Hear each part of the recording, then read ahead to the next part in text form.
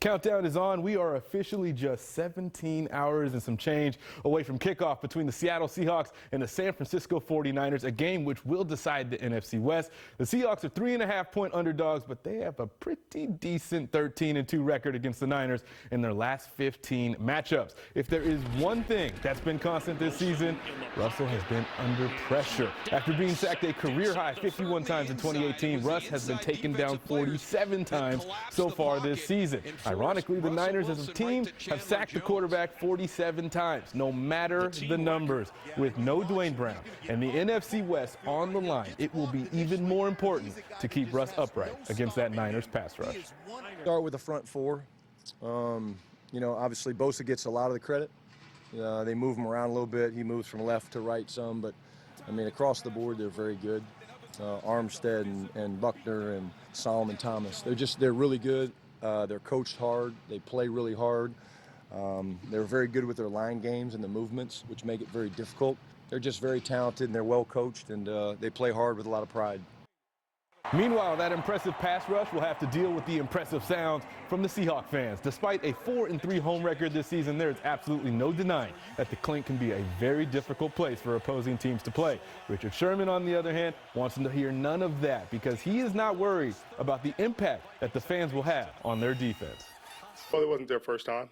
They played in the Saints Stadium. The Saints Stadium was pretty loud. It's not going to be their first time. They're pros. They'll execute how they always have executed.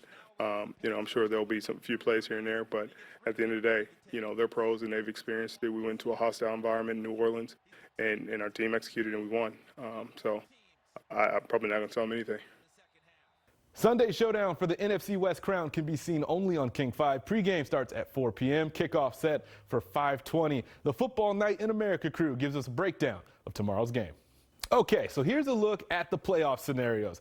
If the Seahawks win and the Packers and Saints lose, Seattle will clinch home field throughout the playoffs, okay? So if the Hawks beat the Niners and the Packers lose, but the Saints win, well, then Seattle will at least clinch a first-round bye. So the game you want to pay attention to is the Packers game against the Lions at 10 a.m. If they win and Seattle wins, Seattle will get the 3 seed. Now, if the Hawks lose, they automatically are the 5 seed, and they will be traveling on Wild Card Weekend. They will head to Philadelphia if the Eagles win, but if the Eagles lose and the Cowboys win, Seattle would head to Dallas. I hope that all made sense in some way or the other. Anyways, we're moving on to the college football playoff today. The good game. Clemson and Ohio State in the PlayStation Fiesta Bowl. First quarter, Buckeyes already up 3-0. J.K. Dobbins with a little shake. Bake, stumbled that guy out of here. He's gone. 68 yards to the house. 10-0 Buckeyes. The turning point of the game. Clemson down 16-0. Trevor Lawrence takes a monster hit, goes down, but would stay in the game. Shaun Wade, though, was ejected for targeting. Jumping right to the fourth with Clemson down 2. Lawrence finds Travis Etienne, who punches it in. Clemson would go up 29-23 after the 2-point conversion. Last chance for Ohio State. Justin Fields has been money all year. Only thrown 1 pick. Today he had 2. Clemson gets by with a 29-23 win. They will be playing LSU off to Atlanta for the Chick-fil-A Peach Bowl between LSU and Oklahoma.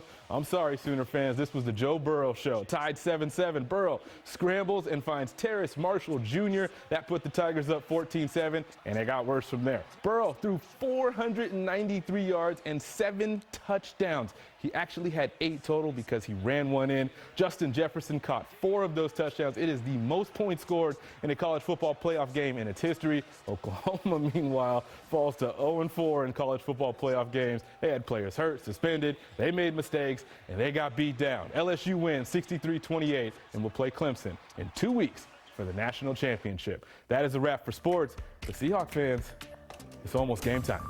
We'll be right back.